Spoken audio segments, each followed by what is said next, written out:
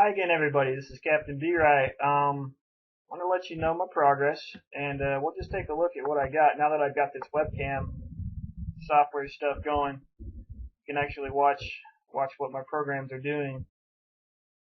So, just building here, and currently we're talking about revisions from ending in BBF5. Well, I'm sorry, revisions ending in 8888 and going up until revision 8352, ending in 8352. Let's take a look at the program. This is what I threw together. This is my editor. I called it New Edit. There's an engine's called New in U. So it doesn't do much. Basically, I have this text box selected, and I got a few. Can't open and save didn't even work yet. Exit does, so that's pretty swell. And what you can do here, since this guy's already selected, you can change the various properties, at least the simpler properties. I'm just changing it to visible, invisible, and what have you. I can change the text. I can say B-Rye. Well, it kind of goes off the rendering target, but that's actually a feature, not a bug. And you'll see that other things like position, size, the complex properties aren't really working yet. I'm going to have to do some sort of .NET type converter code. I don't know. It could get a little hairy, but it should be relatively straightforward once I figure out what to do. So you can't currently deselect things in editor. It just doesn't do much. It kind of does what I show you it does, and that's about it right now. Not to say that that was actually easy to put together, because there were a couple of issues. Although I can't say one of the big issues was getting it to work, getting SDL to render onto the Windows Forms panel. That actually worked. First time I tried it, I couldn't believe it that it worked. I thought I'd be mucking around for hours trying to figure out how to get it to render to the right thing. So I'm happy about that. And the code, let's see here, the code for that, pretty straightforward. I'm just scrolling down to it. You notice this code is a giant mess, but basically all I had to do was, well, first off, I created the Windows form in C#, and C# is good in this case. As you can see, here's the design. C# is good in this case because with the Windows Form technology, it can generate C# code, which will help you build your UI, design your UI. So I did all that in a C# project, but there's nothing that goes on in this project other than just the UI design. I didn't want to put any logic into the C# project for several reasons. Firstly, because it's kind of hard to interface with F# code using C# without sort of a translation layer. And secondly, because I don't want to code my logic in C#. Simple as that. So there's that. And then to actually put the logic behind the new edit design, I created this new edit logic project. Pretty much only has this code right now, what's in the program.fs, and you can see right here I'm newing up the new edit form, initializing SDL like normal. Then I'm going to call run 4. It used to be called run 3, now it's run 4. All these run methods, they're not methods in F#. All these run functions do is they set up the game's dependencies, they create the world, and they just kind of execute the game. So in here I just create an empty world, and this is in the first parameter of run 4 is going to be try create world, where I actually try to create a world. And so the first thing I do is I create an empty world with this existing function. I may have factored that out recently in one of these changes, so take a look at create empty world. I also create the asset metadata map, which allows me to get metadata from my assets, so I can figure out things like if I have a given sprite representing a label, how large will that sprite be in practice? I pull that data from the metadata asset map. We'll go into the metadata asset and asset implementation stuff later on. And all I do here is I create some addresses. Everything in new is based on accessing and changing everything is based on addresses. You don't actually use references because we've got immutable values. So you can't just take a reference of a value and then change it in place. It just wouldn't affect anything. And you don't have the interface for that in F# directly anyways. So all I do here is I create the test screen. So new is built on kind of a four basic concepts for your game engine. You've got the game, there's a game object, or I should say a game record in F#. There's a screen record, there's a group record, and then there's entity records.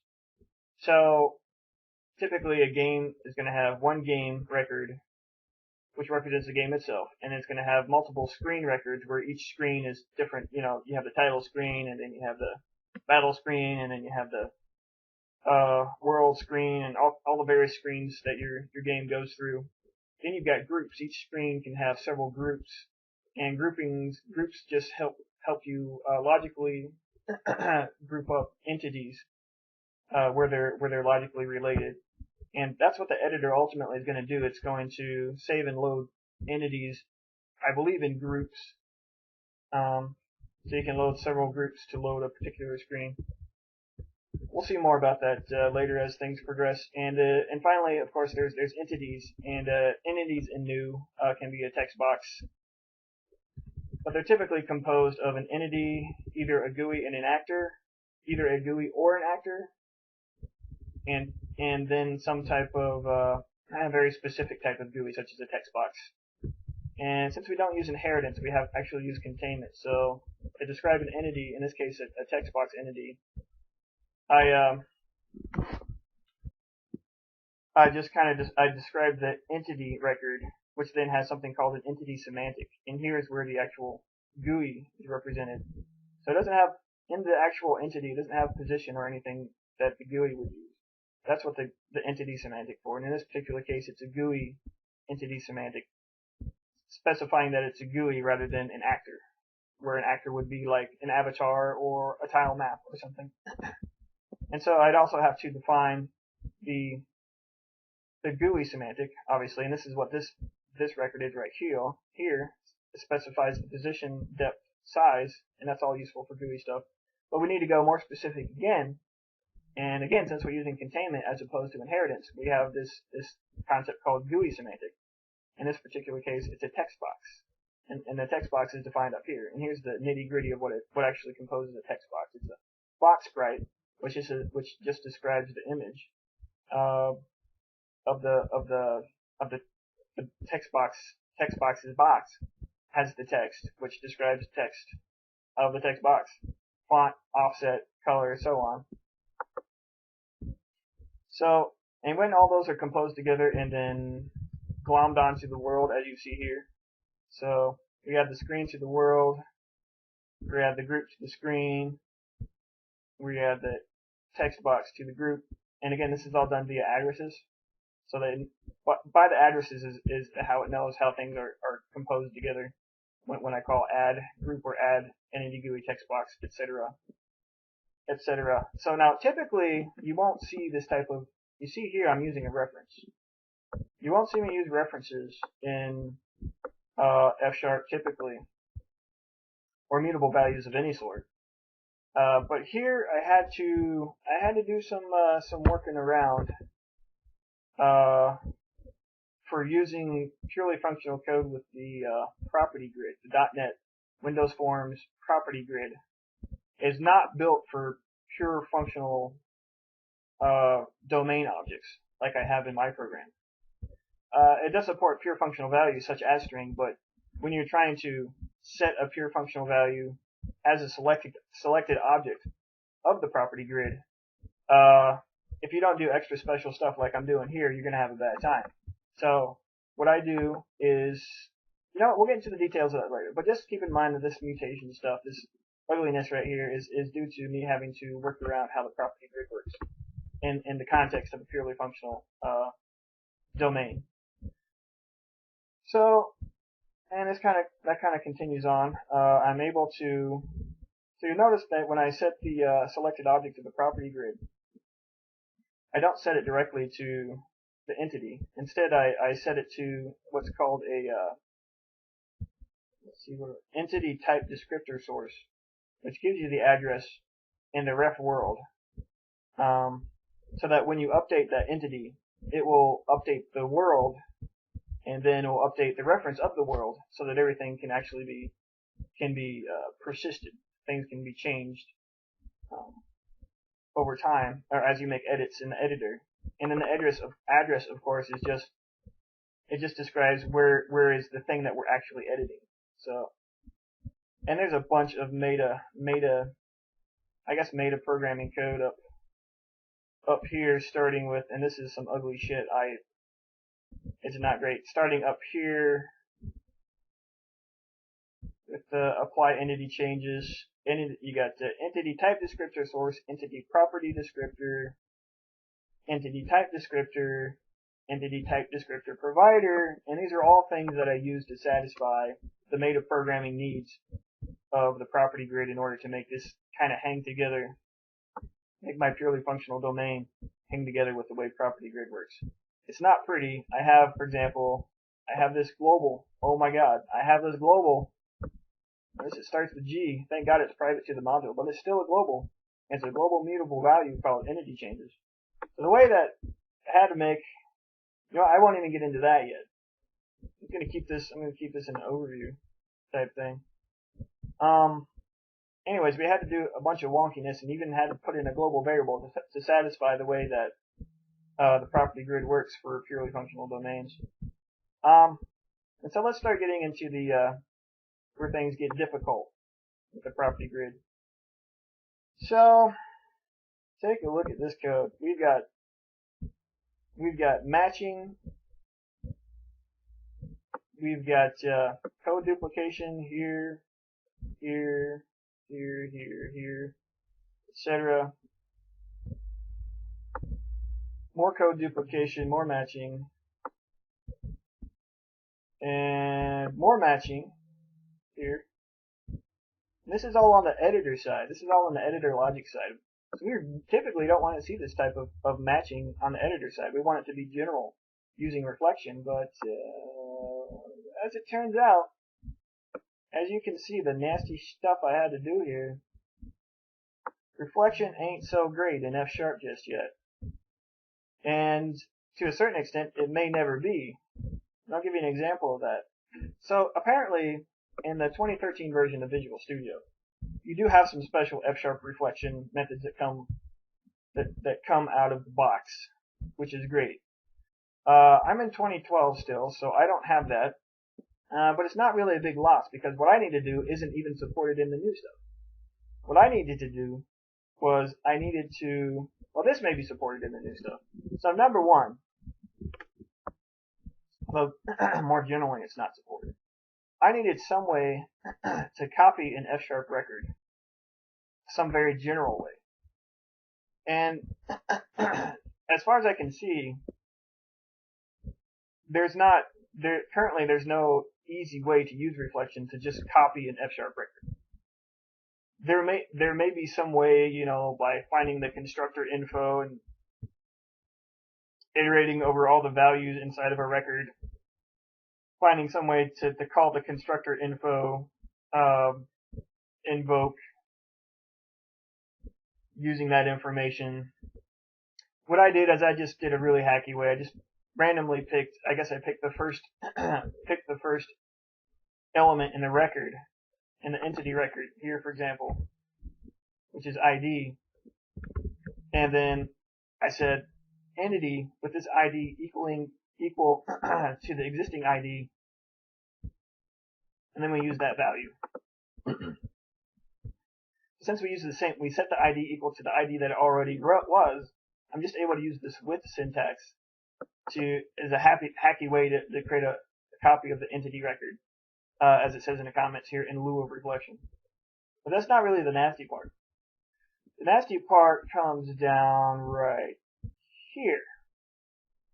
So we have to have some way to set. There's no officially supported F# way to set a value in a record. Again, I could have used all kinds of wonky, crazy reflection to perhaps figure it out. But what I went ahead and did is use the simple wonky use of reflection to just take an entity record, which is otherwise immutable. To the wider world, it's immutable. But by using reflection, I go ahead and set that immutable field in the entity to what the value actually ultimately has to be. The value that is set by the property grid. And then, but of course, since I'm using composition rather than inheritance, which is another thing property grid is not too good at, I have to check to see if entity's type supports the field I actually want to set. You notice it's non-public in instance. And it may not. So in that case, I need to code for the GUI semantic. And then see sort of the same thing. I create an arbitrary copy of the GUI using an arbitrary field with the with syntax. See if it has that field. If it does, see if it has the field I'm trying to set via the property grid. If it does, set that value using reflection. Very ugly. And then if the GUI semantic doesn't have that, then I need to check each individual GUI semantic types. And is it a button? Is it a label? Is it a text box? And so on and so forth. So that's ugly as all hell. But one thing I wanted to go over is that while this code is ugly and I guess very unpleasant, well, we've got unpleasant tree right here. We've got unpleasant tree right here. And these are all sort of for the same reason. We just didn't have real nice reflection capabilities for these F# records. Unpleasant tree here. And I think elsewhere, well, maybe that's it. But we do have a lot of unpleasant tree. But there is a distinction as game developers. We sometimes have to make a distinction between unpleasant code and unmaintainable code. So we could say unpleasant code is code that has some copy paste stuff, has some domain knowledge in the wrong spot, which is what we got here. We don't want the entity to know about. We don't want the editor to know about the specific types of GUIs that you can have. We want that to all be very generic and reflective. But that's not really, didn't appear to be an option when I was hacking this stuff up. So we've got unpleasant code. But I don't consider it unmaintainable code. So let's give a definition to unmaintainable code. Unmaintainable code, well, if you think about it, very little code is actually unmaintainable. It's more of a question of how unmaintainable my code is. Usually that's more of saying how expensive and how painful and time consuming is it to change, or is it to maintain. So maintainability is more of degrees. It's not really a black and white. Either this code is maintainable or it's not. It's more a matter of degrees. So while this code is unpleasant, I would say that and when it comes to unmaintainability, I'd say it's mostly maintainable. And the reason why I say that, and the reason why I can get away with that here, is because I have closure. And that whenever I add, so this goes back to the whole closure properties, behavioral closure properties I mentioned about F# and pure functional programming. If ever, so this match is, these matches, this match as well here, this match here, these are exhaustive. Which means I have closure properties over the GUI semantic type. That is, if I add another type, another GUI semantic type, say I add, I don't know, a combo box or something. If I add that, this code, thankfully, is going to break. And it's going to break in a way that I'll see it from the compiler instantly. So while we have the domain kind of in the wrong spot, domain code that worries about the domain in the wrong spot, we still have this closure property that keeps the code maintainable in the face of changes, because it instantly breaks into compiler, and I consider that pretty much maintainable. Not pretty, not pleasant, but maintainable. And then we also see there's this duplicated code we've got here. Now, duplicated code usually counts as a strike against maintainability. But again, since we have all of this, and this is why I like pattern matching. A lot of people say pattern matching isn't great. Richard Hickey said pattern matching is not the greatest. It's usually outclassed by something like type classes or closures protocols. But here I like it because even though I have duplicated code, it's all in the same spot. If I have this duplicated code, and I was using dynamic dispatch to figure out which code to execute, that duplicated code will typically be spread across the code base, across multiple classes. But here, this bit of duplication I do have, it's all in the same spot. So again, it's unpleasant, but the duplication is not unmaintainable. And I know it may seem shallow to make these types of distinctions between maintainability, but when you're in a specific case where you've got two things that just don't seem to two things that clash, such as pure functional programming and say the .NET property grid, or the WinForms PropertyGrid, you're gonna have to make generalizations like that in order to justify doing what you got to do. And that's what it is. That's what it's all about sometimes in game dev, just getting it done, regardless of how unpleasant it is.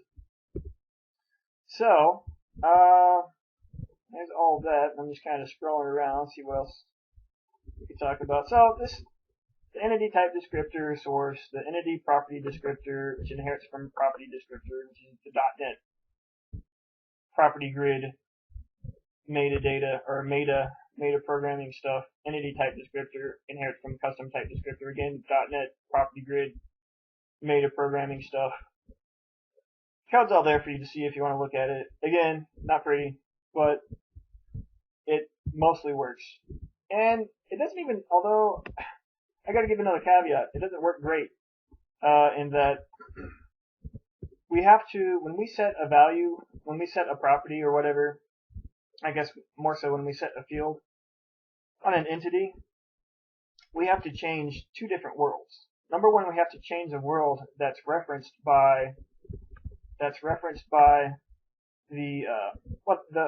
world, and we have to change that because we have to apply the entity change to the referenced world in order for the property grid to see that, hey, yes, this change actually did take effect. Because number one, when you change an element in a property grid, it comes back around and to refresh itself, it queries the properties again. So you have to update the world that it's looking at to see that your new value in the property grid. And so I do a little bit of explanation here. And you'll also notice that here let's go a little deeper here into this hackiness that is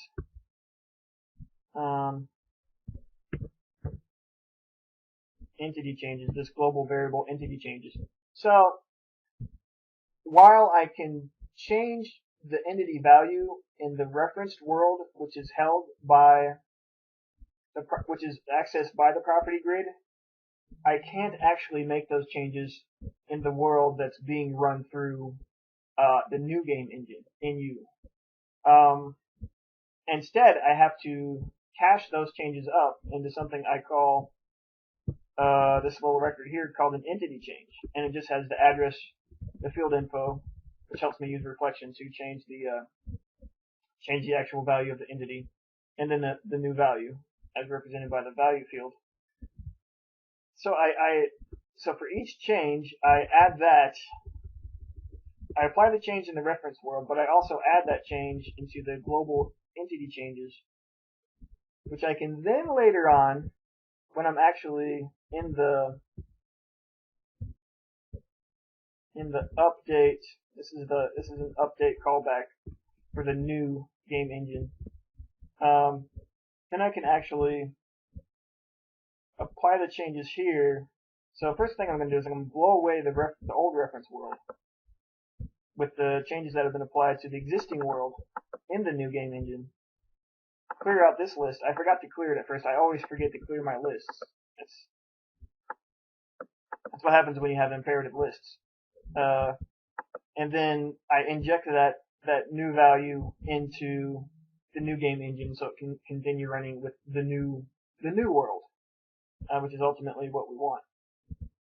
So again, not my best work, not pretty to look at, not the most maintainable code, but this is what happens when worlds collide sometimes. So what else have we got here? I think that's about it. Yeah, that's about it for the technical changes.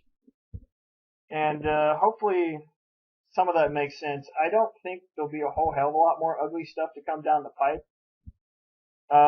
You know what? Let me back up and say there may be some more ugly stuff, because the thing at issue here, the thing that's making this code complicated and ugly, is that reflection generally is not great in F# just yet. And this again is going to continue. I think this reflection stuff is going to continue being an issue because I have to use these same facilities in order to serialize my program. And as you know, as an iOS developer, you have to at any time, mostly any time, arbitrarily, you have to serialize your entire program, and then write it out to disk, and then when your program continues, you got to deserialize it and make it look as if it were in a state that it never exited in the first place. And that, I think I'm not real happy with Apple forcing that on us. But that's just the way it is right now. So, given that, the fact that I have to be able to arbitrarily serialize my entire program at nearly any point in time, I'm going to have to figure out how to use reflection with this immutable F# stuff. And again, we're going to have worlds colliding there. And it's not going to be pleasant. But once we have those primary reflection metaprogramming facilities in place, I think things will be, the ugliness won't spread. The ugliness will be kind of contained behind this wall of, I don't know, encapsulation, if you want to put it that way. So that's all I got today, for the technical stuff. Send in comments or email, any questions, and additional information will be at the bottom of this video.